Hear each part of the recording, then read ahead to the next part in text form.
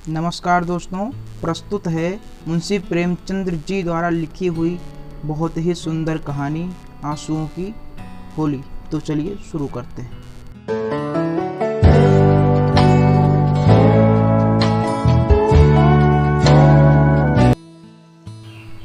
नामों को बिगाड़ने की प्रथा कब चली और कहाँ शुरू हुई, इस संसार व्यापी रोग का पता लगाने तो ऐतिहासिक संसार में अवश्य ही अपना नाम छोड़ जाएं। पंडित जी का नाम तो श्री विलास था, पर लोग सिलबिल कहा करते थे। नामों का असर चरित्र पर कुछ न कुछ पड़ जाता है।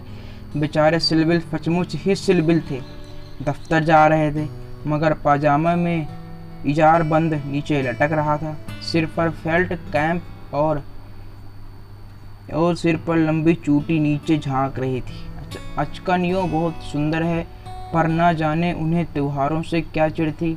दिवाली गुजर जाती पर भला मानस कौड़ी हाथ में न उठाता, और होली का दिन तो उसकी भीषण परीक्षा का दिन था। 3 दिन वह घर से बाहर न निकलते, घर पर भी काले कपड़े पहने बैठे रहते। यार, लोग टोह में रहते थे कि कहीं बच्चा फंस जाए, मगर घर में घुसकर तो फौजदारी नहीं की जाती। एक आधा बार फंसे भी, मगर घिघिया पुदिया कर बेदाग निकल गए। लेकिन अब की बार समस्या बहुत कठिन हो गई थी। शास्त्रों के अनुसार 25 वर्ष तक ब्रह्मचार्य का पालन करने के बाद उन्होंने विवाह किया। ब्रह्मचार्य के परिपक्व होने में जो थोड़ी बहुत कसर रह गई, वह 3 वर्ष के गौने की मुद्दत ने पूरी कर दी।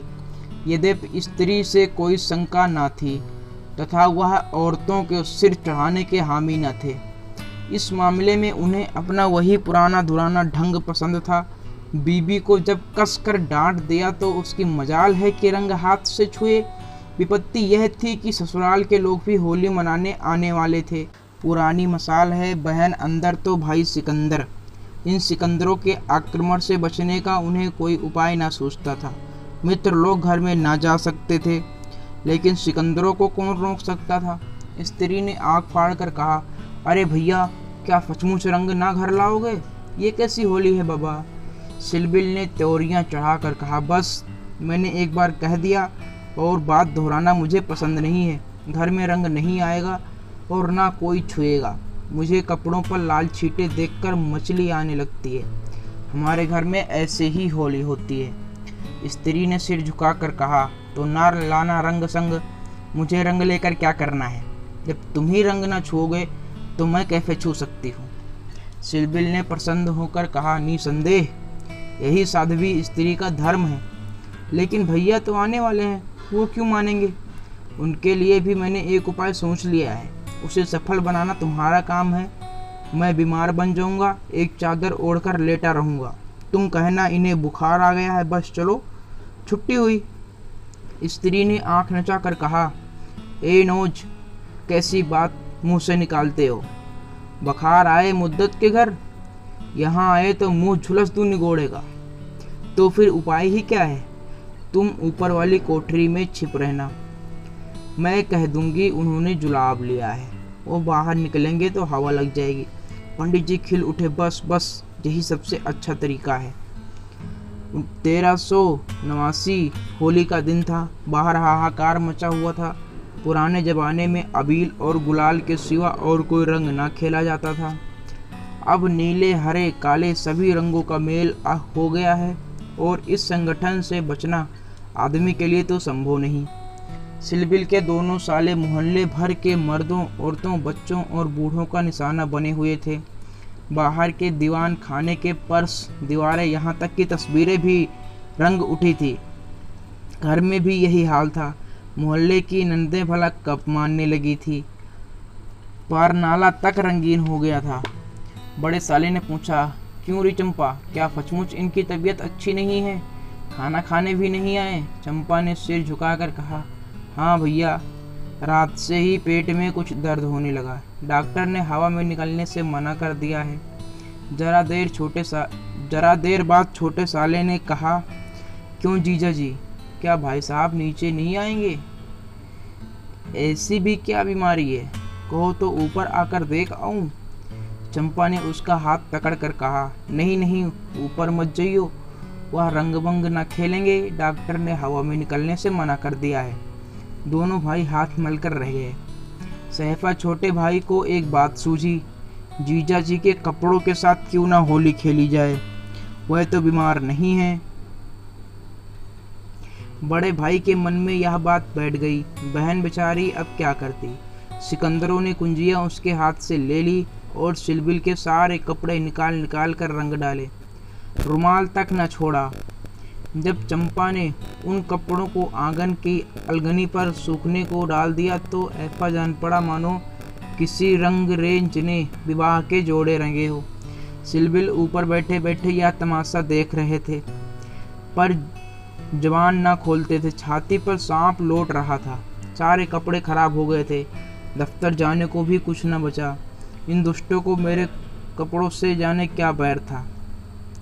घर में नाना प्रकार के स्वादिष्ट व्यंजन बन रहे थे। मोहल्ले की एक ब्राह्मणी के साथ चंपा भी जुटी हुई थी। दोनों भाई और कई अन्य सज्जन आंगन में बैठकर भोजन करने बैठे। दोनों बड़े साले ने चंपा से पूछा, कुछ उनके लिए 1390 रुपये। मानसरोवर भी खिचड़ी उचड़ी बनाई है? पूड़ियाँ तो बेचारे खा नहीं सकेंगे। चंपा ने कहा, अभी तो नहीं बनाई, अब बना लूँगी। वाह रे तेरी अकल, अभी तक तुझे इतनी फिक्र नहीं कि वो बेचारे खाएंगे क्या? तू तो इतनी लापरवाह कभी न थी। जा निकाल ला जल्दी से चावल और मूंग की दाल।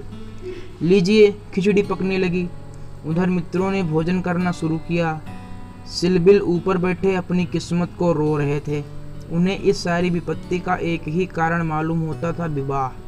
चंपा न आती, ना ये साले क्यों आते, कपड़े क्यों खराब होते होली के दिन, मूंग की खिचड़ी क्यों खानी मिलती। मगर अब पछताने का क्या फ़ायदा होता। जितनी देर में लोगों ने भोजन किया उतनी देर में खिचड़ी तैयार हो गई। बड़े साले ने खुद चंपा को ऊपर भेजा कि खिचड़ी की थाली ऊपर दे आए। सिलबिल ने थाली की और कुपति नेत्रों को देखकर कहा, इसे मेरे सामने से हटा ले। क्या आज उपवास ही करेंगे? तुम्हारी यही इच्छा है तो यही सही। मैंने क्या किया है, सवेरे से जुटी हुई हूँ। भैया ने खुद खिचड़ी डलवाई और मुझे यहाँ भेजा। हाँ, वह तो मैं देख रहा हूँ कि मैं घर का स्वामी नहीं। सिकंदरों ने उस पर भी कब्जा कर लिया है। मगर मैं यह नहीं मानता कि तुम चाहती तो उन लोगों से पहले ही मेरे पास थाली न पहुँचा जाती। मैं इसे प्रतिव्रत धर्म का विरुद्ध समझता हूँ।